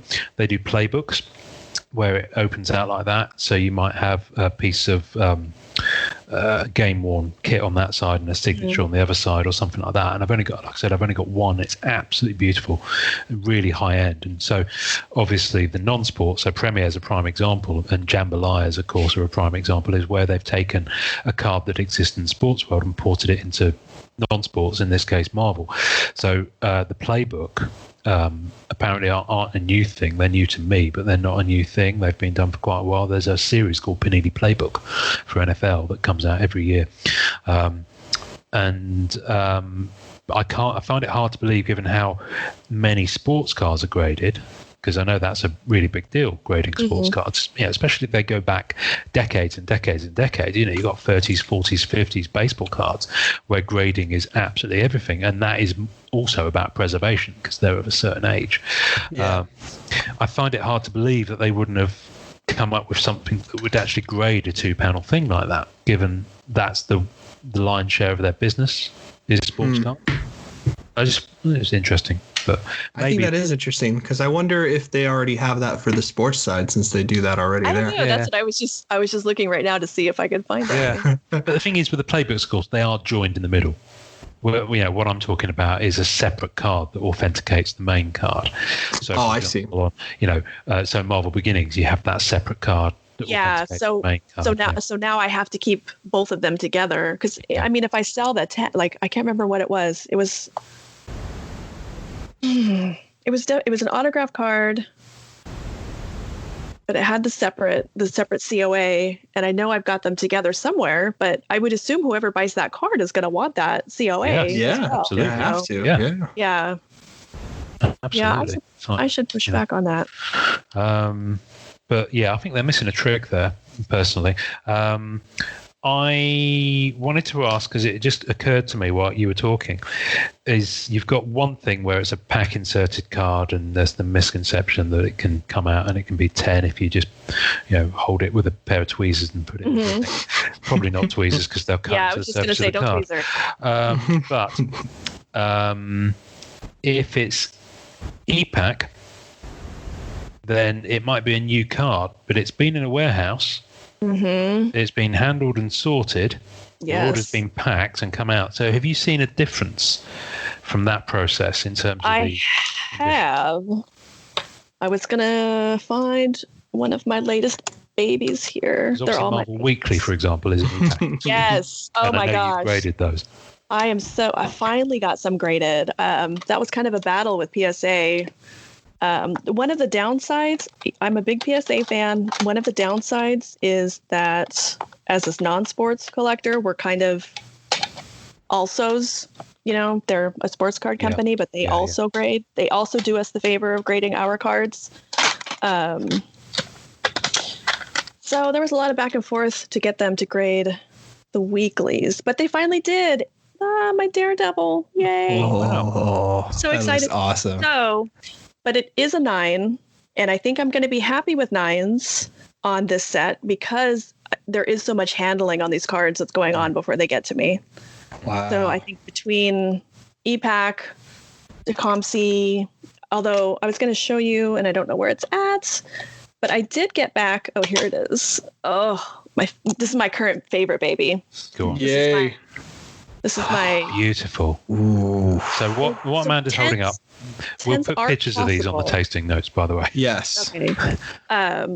So one of my current, because like I said, I'm really fickle, but Pancake got me super into this Captain America 75th anniversary set, and it had 3 parallels. It had the red numbered to. Oh gosh, this is where someone's gonna actually me. I'm gonna say. Actually, it was numbered. It was numbered. It was numbered, right? So there was a white version and then there was a blue version, and the blue version are numbered out of 10. So this is serial number 1 of 10, and it actually came back a 10. It looked really nice when I got it. I thought it would 10, and it did. And I'm super excited because, like I was saying, there is it seems like a lot of handling that goes on. It's the downside of e-packs to me. But it is possible. 10s are possible. I'm getting a nice amount of 9s from e-pack cards. There's a lot of series. Like I said, I'm definitely putting the weekly together for myself. I was going to settle for 8s, but it seems like maybe 9s are possible. So, gosh, I'll just have to keep buying them until I get them. Bummer. Interesting. No, well, there's an interesting thing on e-pack that I was noticing. So, like, some of the cards that you can redeem, like if you look at Fleer Ultra Spider-Man, right? Some of the cards that you can redeem and make into silvers or rainbows and all this other stuff that we've spoken about on this show before, they use stock photos. Yes. It makes it really difficult. Well, they're not serial numbered. Yeah, stuff that, the ones that are sent in by other collectors, especially if it's gone to auction at any point, has a super sharp photo. You can easily you can't tell for surface wear, but you can at least eliminate quarter issues, centering issues. And it seems like ComC's trying to kind of get a little more into grading. They're starting to, I'm seeing more and more like, oh, this card has surface wear, I've seen some graded cards on there. Mm-hmm. And they You can send them to grade, yeah, right? I sent some in to try it out. I sent in a bunch of My Little Ponies. Hey, My Little Pony, yes. Yeah, and they've sold. So wow, it's kind of nice. It's nice to have someone else take care of the shipping and the handling and all that for you. Yeah. There's a brony in each and every one of us. No, I'm the Marvel. Oh my gosh, look at that. Oh, That's Nightmare Moon. What is that? Nightmare Moon and Cutie Pie. So my favorite and my wife's favorite. Oh my gosh. You would like the mean one. I think it's a mean one. Nightmare Moon has her own little thing, I would argue. But yeah, they did the Day of the Dead type of thing. But yeah, like, the series, what was the series? Face. Whatever, man. You're missing out, bro. I think Ian and I would have to be nerds and go for Rarity. Rarity. Well, that's my wife's Rarity would be our pony. My wife loves Rarity. Yeah. Actually, yeah. Good stuff. Well, it's actually okay. So here's the thing, right? Like I'm not. You know what? Whatever. Okay. It came at a time we were watching the cartoon, Lauren Faust's My Little Pony series. It is a very good show. It was well written. That is not a bad cartoon at all. It like holds up there with like Steven Universe, Hilda, Gravity Falls. You know what? Never heard of any of those things. Well, you don't know good things then, sir, because it is amazing. Okay. Ren and Stimpy season 1. Fight me. Ren and Stimpy's great. Rugrats. Season 1 Ren and Stimpy's good. Ian needs a character that eats kitty litter to enjoy animation. See, that's just his taste level. I get it. That's just where it is. Well, there you go, Amanda. I showed you my Little Pony card and lost all my street cred. So just so you and Ian know what's just happened here. But there'll be pictures of those on. There'll be reluctant pictures of that on the tasting notes as well. Good looking cards. They're Richard. Go ahead and put that card down. Anyway, I was going to ask. So not ask, just comment really. Marvel 80th, of course, had a number of different Black Cats in it. So I might. Yeah, I'll wait and see. That set is still sat in my transfer cart, and there's a lot of them. I'm having a terrible time with those. Really? Mm-hmm. Yeah, the edges for some reason are real chippy on those. Could have just been how they were made or printed. I don't know. Anyway, have they gone kind of like a heritage stock on some of the retro ones? Yes, those are nice. I love those. Ah, okay. Like so obviously I haven't had any in hand. So. Oh, at all? No, well, I'm in the UK and everything's shut down now. But even if I did want to get it shipped, it'd be quite expensive because it's quite a big set. So I think a lot of my collection will be stored in that warehouse for the foreseeable future, which is quite frustrating. But it is what it is. I have here in my hand something that I bought off eBay a while ago, actually. Knowing this might have even come through your hands, which is why I mentioned. Welcome. Yeah, that's why I mentioned GMA Grading, whoever they are, and they've actually graded a sketch card. Mm-hmm. The only reason why. Now, I've seen a lot of people say, "Why would you grade a sketch card?" Because they're into grading cards and even plates, but they just don't get the grading of sketch cards. And I guess they've got a point because it's by virtue of what it is, it's been handled a lot. Yeah. It's been, it was a blank canvas, and then it's been, and I guess that's been handled quite a bit because it would have been sent, even as a blank canvas, it would have been sorted, counted, sent to the artist, got to the artist, they do their thing, they lay them all out, they paint them, draw them, whatever they do with them, then they pack them, then they send them back, then they all go and get scanned, if it's, especially now, and then they get put into packs or maybe not get put in. It's a crazy old journey they go on. I mean, this is obviously not a company that you rate. It's got a 6. And I don't even know if they go up to 10. Wow. How bad is that card? Oh, it looks okay to me. But it's a sketch card. So hang on. See, what's going on? Everything about sketch cards, absolutely everything about sketch cards is subjective and opinion. Yeah. Everything about them. It's a nice sketch, but put it this way: I don't want to keep it in its sleeve. I actually want to crack it. Oh no, yeah, you can. That's not PSA. You can crack it out. I won't cry. Oh, Let's do it on camera. I don't know. I haven't got any But- tools. I wouldn't even know how to. I actually think that that's part of the charm of the sketch card. Is like I don't need it to be pristine. I I mean, I know can see the corners. that the artist has had it. Yes. But, yeah, I want to see that because sometimes on the back of the sketch cards you get like paint smudges or like thumbprints. I'm gonna turn my background off. That's completely part of the Don't laugh charm at of my the towel card. hanging up. I agree. Just turn my background off so you can see this card. But I know that PSA stopped grading because you guys remember back in 2007 with the there we go, he's in the restroom. Oh, that's really pretty. It's actually a nice sketch, That's and cool. it was pretty cheap. You got definitely a good sketch card for sure. Yeah, Spider-Man: Homecoming. See, I like them being handled. I think that's I think it's like Yeah. I absolutely do It's too. these guys. you wouldn't grade original art. At least the last time I spoke with someone at PSA was that, remember in 2007, the Masterpiece cards, a lot of them were actual sketches. They were actual pencil sketches. Yes. And then people were going back to the artist and having them colored and inked. Yes. Aftermarket. Yeah. And so they had no way because there weren't scans of all the cards. And frankly, I think they just weren't going to put in the work for the cards that did have official scans to confirm that card had been unaltered since it had been pack pulled. So Yeah. And that's a huge problem for collectors now because there are a couple of pieces on eBay right now that are aftermarket colored touch-up. And I've looked at them and I was like, wow, that's really nice. And I had to ask another friend who has that knowledge and be like, yo, what do you think about this? Is like, don't touch it. That's AM. yeah. Yeah. You know what I mean? Yeah.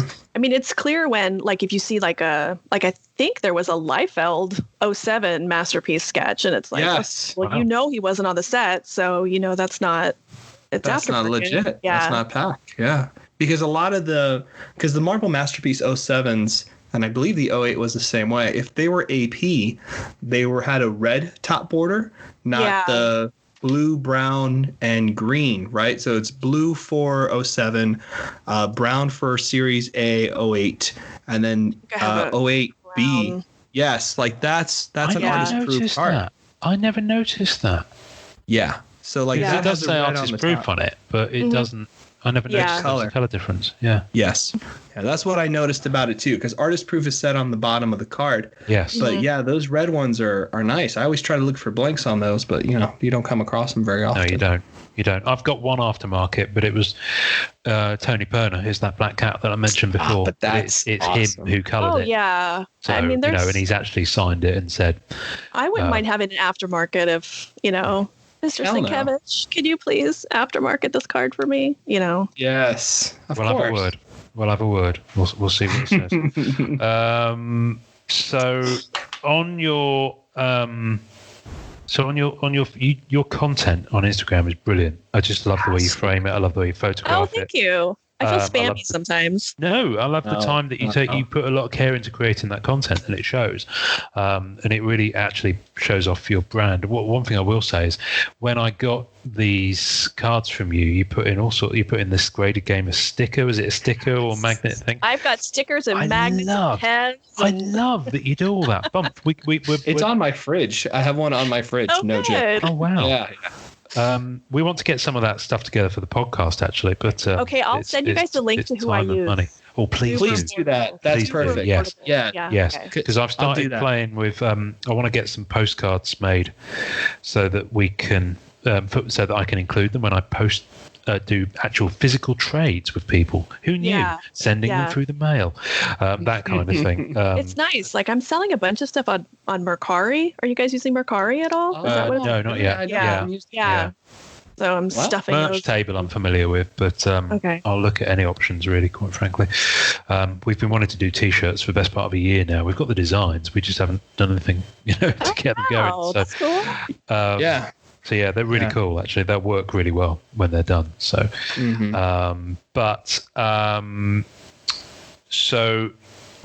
obviously you're into Bullseye. What's your kind of holy grail on the Bullseye front?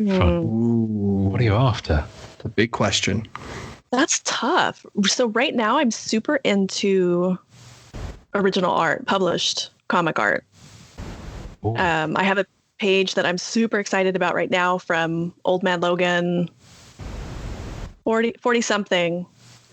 I just love this page. I'm super stoked to get it. But, like everyone's out of the country, so I'm waiting for it to come from Argentina. So hopefully it's here soon. But I love original art, man. So good. I don't know if I have a Grail card-wise. I have so many base cards I've just put off getting that I need to just take the time and pick all this up. I'm the same, yeah. Like, I just see it so frequently that I'm like, okay, I'll get that one later, and then I know, it'll dry up and I'll be out of luck. I did courtesy of, I can't remember if Kevin told me about it or JD told me about it, but I did get the Ruby version of, God, what set was that? Which there's 3 rubies, so it's either a 75th. 75th. There's what's the blue surfer you showed me? Which server? The blue. Remember, you're looking for the diamond version of it? Is that? Yeah, gosh. Bastard. Yeah. So like this diamond I have here, which is 75th. Okay, it's not that one. Okay, so then it's maybe. I promise everyone listening, I really know cards. Oh yeah. Okay, Amanda is legit. There's quite a lot to keep up on. Yeah, please. I don't even know it all, and I run a show with Ian. This guy we have as well. Nope, it wasn't that one. I'm terrible. Anyhow, I was it's I think they were only available in the archive boxes. Does that ring a bell? It was a red set. Yes. So most of them. One of so the when you have those, when you have those red parallels, most of the time they're like a full set, and they're the same series. Right. Yeah. And then Well, someone broke up a set, and I grabbed that bullseye real quick. So. Oh, nice. They're hard to find, man. It took me a while to get that red set. I have all my Surfer Reds now, but that was a nightmare to find. I had to I think I did this with JD or somebody. I think Ian was there too, but I think Ian, you already had a Black Cat or something. But I broke up. Oh, that's what it was. The greatest battle one. Oh, that's cool. Yeah. I had to buy the whole set. Oh, did you really? And then I broke it up, and then I found the gold, which is numbered out of 75. This was a nightmare to find. What a headache. Those are tough to grade. These are horrible grades. These are not good condition at all. Their edgeware is gone. Yeah, they come that way. Those are going to be tough. No, never. So that's one of the things. Just love them for what they are, flaws and all. Exactly. Yeah. That's exactly you got to look at it. That's probably getting serious about being a character collector has really brought me down as far as like normally I just grade for 10s. Like if I'm pretty sure I'm going to just grading this card to resell, I'm always going to want a 10. But with the bullseye stuff, I'm starting to like, an 8 is still a mint card. It's okay. It's enough to own it a lot of the time. It really is. Do you, in terms of, my train of thought has left the station. In terms of the thick cards, you mentioned you're not keen on them. Is that because they just attract more dings and knocks and damage? Yeah. Yeah, it's completely grading based. All right. Wow. Okay. See, I love the feel of the premium stock, but I've always wondered that because I was like, I'm surprised they do so terrible on grading. Because I've never seen one clean. Like I have tons of the thicker ones, and it's a nightmare to find one super clean. Yeah. Like I think the spot rainbow I have, either the web or the base one, is actually maybe close to a 10, even though I'm sure I'm wrong because my eye's not as clean as yours. Right. But you'll get there. Get you there. I'll get there one day. But yeah, I was looking at it. It's pretty close to a 10, but I never see those things clean. And I know people who have 9.5s for the tier 4 MM16 set, and I'm just like from BGS from Beckett, and I'm just like, God, man, more power to you, man. I don't know how you did that. I'm slowly working my way through the 2016 set, trying to get. That looks cool. I'm trying to get 8s. So like this one came back a 9. I was super stoked because I think 9s are going to be like the top tier. The ceiling on the. I have gotten some 10s. They sold really quickly. Someone's trying to put together that set. Yeah. Smart. Kind of thinking I should have kept those, but It is what it is. No, man, you got to pick and choose battles. In a week, I'm not going to want anything that's on my desk right now. So yeah, that's the thing. You can't own it all, and straight away on to the next thing. It's like a three-legged dog in a forest. It's where do you go first?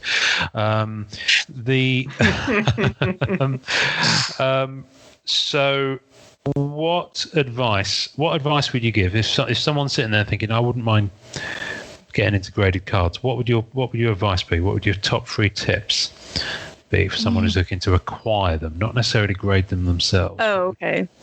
Or even if there's a difference between the two. I guess my advice would be the same buying graded cards as it would be for anyone who's just getting into the hobby in general. Just focus on what you can afford, because these can get pricey, and like it's come up a couple times. There's not that huge of a difference between a 9 and a 10. Start out with 9s. I think it's helpful for people if, buy a 9 and an 8 and take a look at them, and see, you can kind of get the hang of what the differences are. Yeah.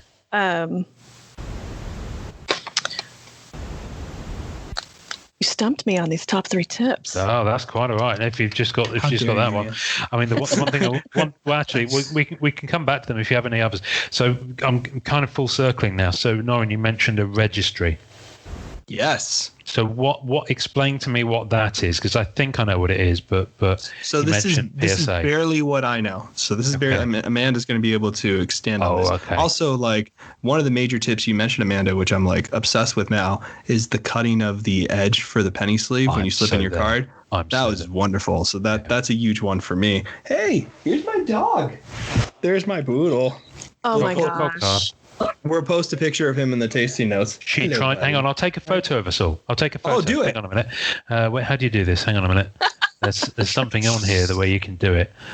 Call out. Where is it? I found this by accident the other week and I can't find it. Take snapshot. Ready? Everyone smile at the camera. Ready, buddy? 1, 2, 3. There we go. Wonderful. You'll all have a copy of that, so you can. Wow, they want to really make sure I know you took a picture. Yeah, that's. I know. You're like, here, I you did know, that. which is nice. I think that's good. The other week by accident when we were. I never realised it was there, and there was a button on the screen, but it's disappeared now. I had to go and dig for it. But when we were interviewing Ken Baroff, I did that midway through talking to him, and everyone was like looking at me really funny. It's like you just took a photo. I was like, did I? Ian was like touching things. Yeah, I was just like playing around with the Skype. Okay, party foul, sneaky picture taking guy. And yeah, so exactly. For the registry, basically what it is that you go to PSA and you can go onto their website and see the pop reports, the auctions, all that kind of good stuff. Oh, okay. But you also have a dashboard and a place where you can kind of categorize your inventory, your collection.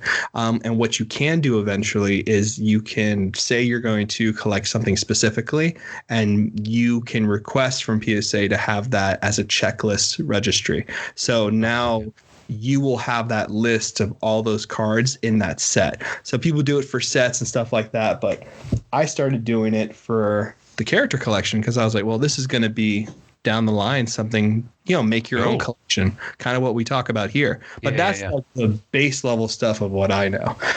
That's what I figured out messing around. Yeah, I try to do that for one of the requirements for the set registry, and ultimately the set registry, I think the intent of that is there's a competitive aspect to that. There's rankings, there's awards. Yes. There's yearly awards. I currently own the all-time finest collection of Twilight promos. So there's a claim to fame. I win that award every year. Damn. Just not everything that you buy is going to resell, folks. Did they actually send you anything? Did they actually send you an award? No, I just get a little star next to to the name of the set. I want to see trophies being handed out. That's an unfair. They're missing the mark. I think every year at what's the convention in Chicago? The non-sport E2. It's a sports. Oh, it's a sports the national. Some sporty thing. Some sporty thing. They do have an awards dinner. Oh, really? Wow.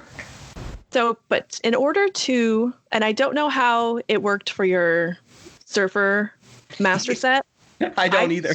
I just requested a master set for Daredevil because I was like, I've got enough cards. So backtracking a little bit. So for the set registry, if they don't have the set listed, like they don't have Marvel Weekly as an option to start a set for, so you have to request it. Right. So you have to give them 5 cert numbers from that set graded. Like I can't just go and request like every Marvel set ever, because maybe I'm not really going to get around to grading those, and that's a lot of work for them to upload that checklist. So you have to have 5. So I requested the Marvel Weekly set. I kind of keep track as cards come in, and if I catch like, okay, I've got 5 of this character or 5 of the series, I'm going to go ahead and make that request just to kind of get it going, because it's a really long backlog on that. So my Bullseye cards are almost entirely at PSA right now, so I can't start that one yet, but I did have enough to start the Daredevil, so I went ahead and gave that one a start. That's awesome. Interesting. Well, that's what I did with mine, because I don't tell a lot of people, but like basically, since I am doing my whole Surfer collection eventually graded, I have one example from every Masterpiece set graded except for 16 for Surfer, and then I have almost all the Marvel universes as well. So once I had, I started having a stack of them. I did the 5 certifications, and then they kind of let me have it. So the only thing I haven't done, which they have in there, which I had at one point, but then I sold, maybe I should have kept it, was the swap cards from like fast food stuff. So like Surfer had something in, a while ago, but it wasn't the size of a trading card. So I was kind of like, I kind of got to have to draw the line somewhere. Am I just going to hold on to this? And it was amazing to see that was a 10 for being something that they used to hand out with fast food at a swap burger type of thing. Yeah. You know what I mean? It's crazy to see that got a 10, but I had it and I was getting into 16. I was like, I gotta draw the line somewhere. So I sold it. But that checklist is coming, man. So I'm just going down the line. But yeah, I was surprised they accepted it. I kind of just did it off of a whim. I was like, let's see what happens. But luckily it worked out. The competition involved with the set registry drives a lot of sales. Wow, that's really cool. On the sports side, it's super competitive. So they'll as long as we can churn out those certs, they'll add those sets. That's cool. I'm excited for Weekly though. I want to crush that Weekly registry. I love that set. That's Ian's fault. That's completely Ian's fault that I even started that. That's 100% Ian's fault. And then I bailed and left you all to it this year. So I'm kind of glad that I have. That's a great set, man. It sells out fast. It's super limited. Everything about it. I love the format. I love the design. Smart. I'll pick one up when it's all said and done this year. I'll just pick one up when it's all said and done. You killed it though, man. When it first happened, though, you went. I was on it like a tramp on chips, my friend. Yeah. Yeah, man. There was no stopping you. Yeah. So, Amanda, we always have an artist intro on this. And our listeners will have heard it by now, but we have no idea who it is because you are about to choose. So can you see yourselves on the screen? Okay. Oh. You can see yourselves? Yes. Yeah? Marvelous. Can you see... And I'm like, I really do brush my hair today. Hang on a sec. Right, there we go. So there are 3 very large MP3 files on the screen right now. Which door do you choose? And then we will go to their Instagram and enthuse wildly about their work. Okay, let's go with... Number 1, number 2, or number 3? I choose number 1. Marvellous. Okay, let's play it and see who it is. This is exciting. You should be able to hear this. That worked really well. Marvelous. Let's try that again. This is Jay Peteranetz, Marvel card artist on Marvel Premiere 2017, Marvel's 80th, Infinity War, and other card sets from Upper Deck. You are listening to the Marvel Card Collectors Podcast with the infamous Ian Taylor and the notorious Norrin Rad. That's awesome. What a trip. Did you hear that okay, Amanda? Yeah, I did. Yeah, he's completely bonkers. Trip. I can't pronounce his surname properly, even though he just said it. Jay Peteranetz. I think is his name. He's a lovely guy. He's in the group. Yeah, he's a really sweet guy. Who has, as of now, done the artist intro for this episode, and we've been sitting on that for months actually because we've had quite a few interviews. We've had tons of backlog. Yeah. So for any artists who have submitted one that we haven't used yet, I do apologies. But when we do the interviews with folk, we very quickly learned it's not a good idea to have an artist on and then have another artist intro that episode. Yeah, it just makes such long content and just go. But in the process of going to look at his wonderful Instagram feed, I've just opened Instagram and seen that Eric Gist, who was on last week as we talk, last week's episode, just got to 20k followers on Instagram. So congratulations, Eric. He's hitting 20k. He's really his magic cards are fantastic. He is. Really good. They are, aren't they? They're so good. Yeah, that's so awesome. He's great. What a great He's guy. a lovely fella. He's a really nice guy. So we love awesome. Eric. But this week we're not blowing smoke up Eric's arse. We're blowing smoke up Jay's arse. So Jay Peteranetz. Let's just have a quick look. All right, straight away, Amanda, you're going to love this. He's got a Daredevil. I know. I already scoped sketch that cover out on the top. Look at that. Norrin has actually walked away from his desk. Hopefully he's not that much of a Daredevil fan. But I know. I got to scope and see if there's any exciting villains in there that I can't see. No, he's. I love his work, and there's quite a few cats that go after his stuff in the group as well. But process shots, man, he's great. Dude, I love that Daredevil cover. Look at that warm-up sketch. Wow. For Elektra. That's just a warm-up. So that's his. If you like Elektra. If you like Elektra. If that's your thing. That's the finish. Are you not keen on Elektra?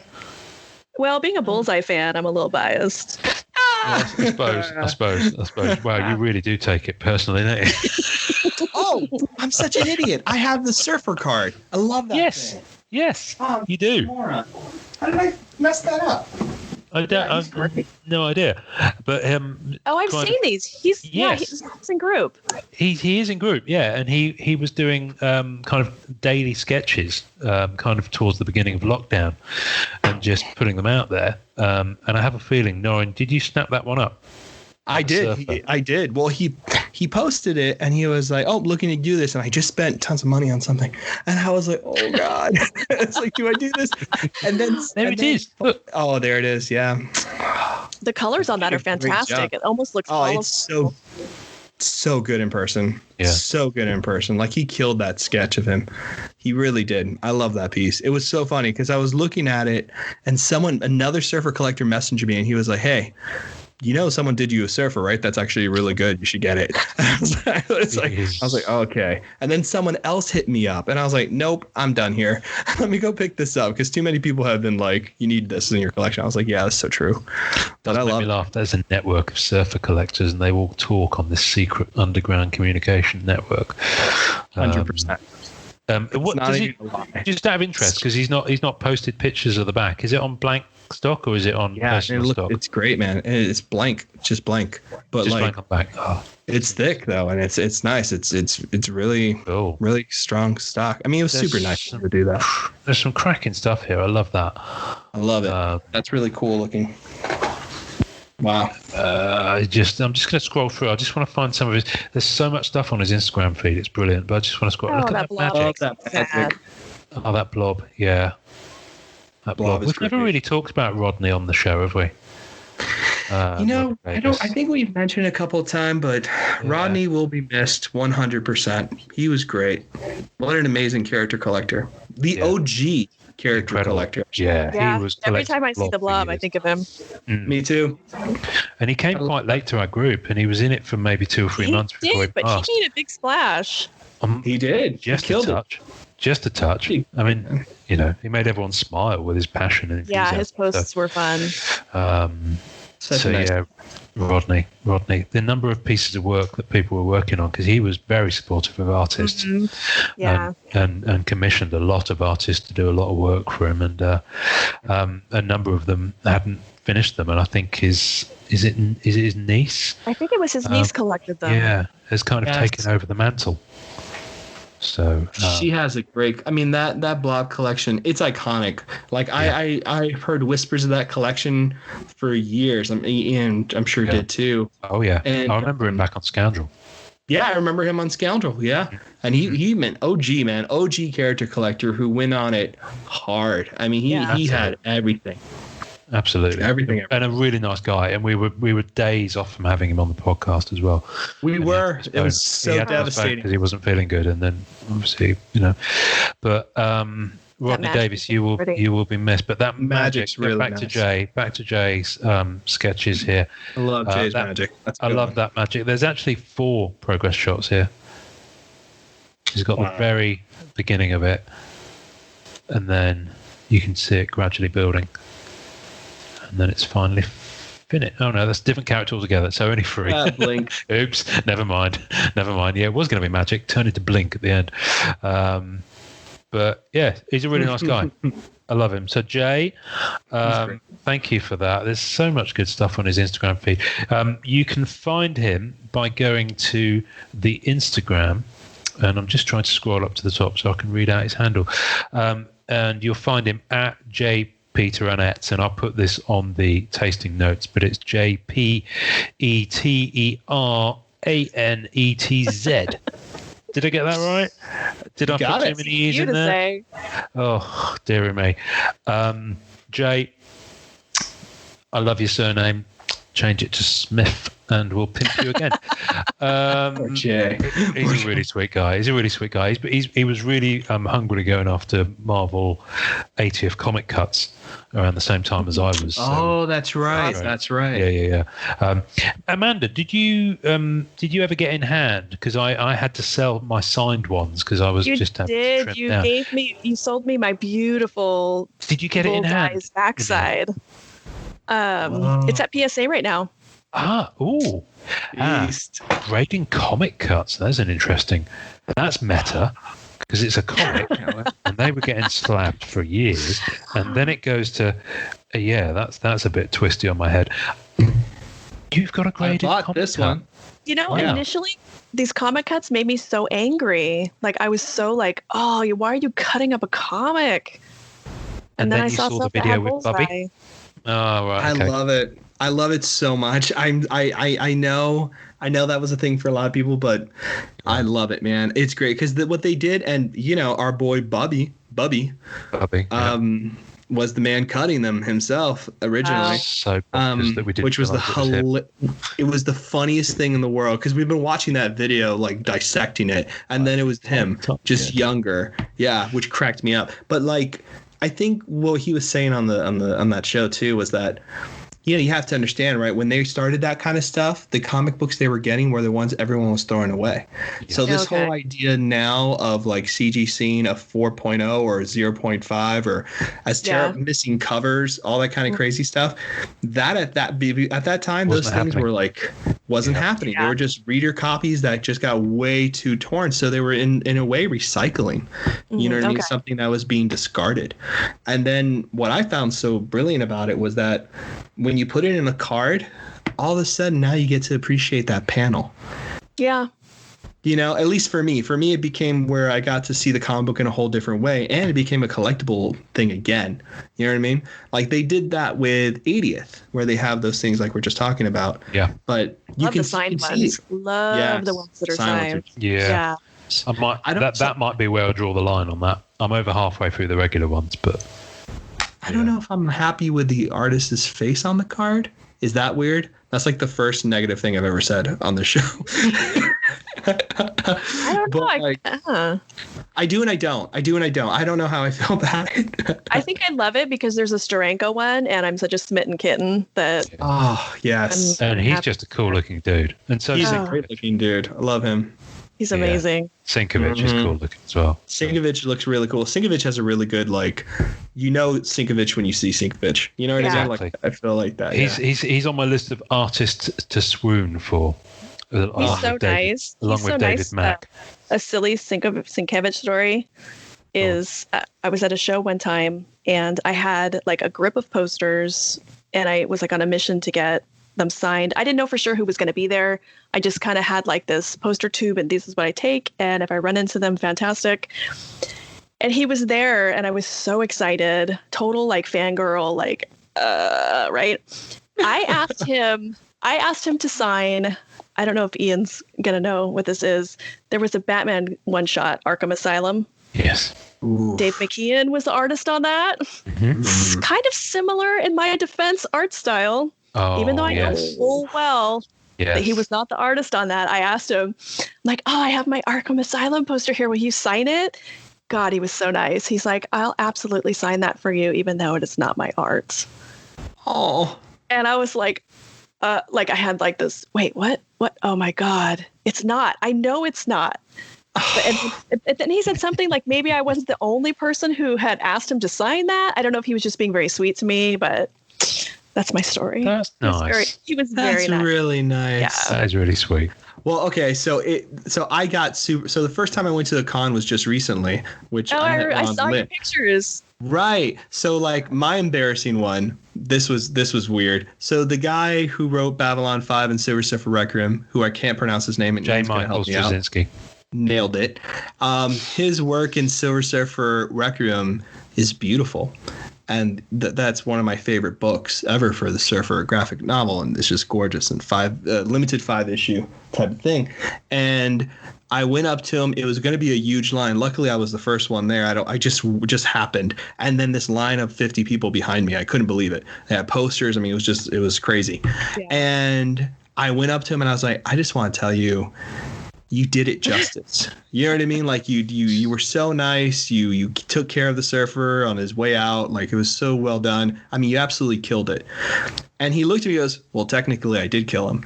And I was so enamored by him that I didn't laugh at first. I was like, even though it was meant to be the joke. But I just kept looking. I was like, right, you're amazing. So yeah, I've definitely done that. And that's where I met our boy Fleming, Tom Fleming. Mm-hmm. Who is really fantastic. He was actually right across from him too. So yes, I got very speechless as well. I had a similar one with John McCrae, the artist on Hitman. Oh, Hitman was so good. I love Hitman. That's one of my few DC forays. And along with Starman. Oh, Starman is beautiful. I love Starman. Although one thing that annoys me to this day is that they started releasing the omnibuses of them, which I started getting as soft covers and stopped and didn't carry on issuing them as soft covers. Oh, I could really PC the Shade. Oh, the Shade is such a good character. So good. Yeah. So you met him? John McCrae, yeah, I met him at Bristol. There was a comic expo in Bristol that kind of went out of business. But I went there maybe 3 years on the trot, and he was there one of the years, and I bought a Hitman print from him, and he signed it, and he was just such a cool dude. Really nice guy. But yeah. So yeah, and since then I haven't been to a con, really. Not a big one anyway. You have to come to San Diego some year. Well, it's on my bucket. Well, it's on everyone's bucket list, I think. But I kept saying to my wife, I'll have to do it for my 40th because it is like Mecca for us, isn't it? You know, going to that. And now it's kind of thinking of my 50th. I actually think it's terrible, but I'm really, sure it is. But so it's kind of you've gone. So I mean, you're local, right? It's so crowded, and it's like it's a lot of like MCU side of the house stuff. Like I would like the one in Seattle, Emerald City Comic Con. Oh. I've fantastic things about that. Yeah. Really? It's that one. Yeah. We got to figure out a thing to get all the card people together and like do an actual con thing together. You know what I mean? That needs to be Las Vegas. Ooh. Let's just do Vegas. Let's be real. Last time I went to Vegas was the only time I went to Vegas. It was messy. It was messy. That's okay. Vegas is supposed to be. I was on a flight over the Grand Canyon at about 8:30 in the morning, and I'd had about 3 hours sleep and a sugar load of alcohol the night before. And the guy in front of me, who I knew, by the way, because it was a load of us, he turned around and said, "You absolutely stink of booze," and I could barely answer him because I was just holding in, not being sick. I'm actually feeling sick talking about it now. Anyway, on that note, I guess we better circle ourselves into land. Amanda, where can people find you? Where can people find you on the interwebs? I'm pretty active on the interwebs, mostly my Instagram, which is @gradedgamer. I also have the website, gradedgamer.com. I have a Facebook page, which Norin is nice enough to go and like things for me, which is kind. Oh, it's awesome. And I think that's also the Graded Gamer. I have a Twitter, which I'm not. Twitter is like doom scrolling land, so I just kind of away from their sad. No, So, Ian's taking a bullet for the channel and takes care of the Twitter aspect. I go in so that you don't have to, but but as I said before, there are people there that aren't active elsewhere, so it kind of isn't like Greg from Rebel Base Card. It's his main. Greg's the best. It's he does a lot of Instagram, and that's I think how he started before we went to the podcast. But certainly Twitter, he's incredibly active on there, and a number of other characters who we wouldn't kind of really talk to in any other environment. This is bizarre. Everyone's got their own kind of place that they go backwards and forwards, and that's so it's kind of essential for that reason. Amanda, thank you for coming on. I've been dying to talk to you for ages, and you've been absolutely delightful. Thank you. Well, listen, door is always open. Seriously, my friend.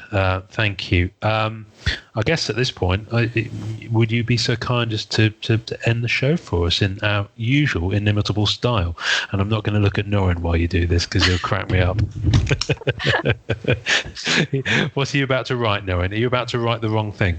What You're happens? about to write the wrong thing. Like, I know what I'm supposed to do here, but I don't know what You know what? Just say what you're supposed to do and ignore Norin, okay? Just ignore we'll me. just go with that. Mean, don't say anything, really. Don't say that. Don't say that. Don't say that. Okay. Thanks again for having me on the show. Anyone out there, feel free to reach out with grading questions and enjoy collecting. Yes. Brilliant. Norin, come on, Amanda. What is that, man? Thanks for listening to the Marvel Card Collectors Podcast. Visuals and tasting notes for each episode can be found on our Facebook page. You can subscribe and leave us a voicemail via our home on anchor.fm/MCCP. We're also on iTunes, Spotify, and all major podcast platforms. Please take a second to subscribe, like, and review our show wherever you get your podcasts. Our podcast can be found by Googling @the MCC Pod, which will also find us on Facebook, Twitter, YouTube, and Instagram. Our Facebook community is at MCCW, Marvel Card Collectors Worldwide, and MMC, Marvel Masterpieces Collectors. The great music we use is called Rocket Power by Kevin MacLeod. Thanks to the collectors, artists, and creators who support the Marvel Cards Fan Collective. We'll see you next time, and remember, it's a small hobby but a fun one. Make mine Marvel and enjoy collecting.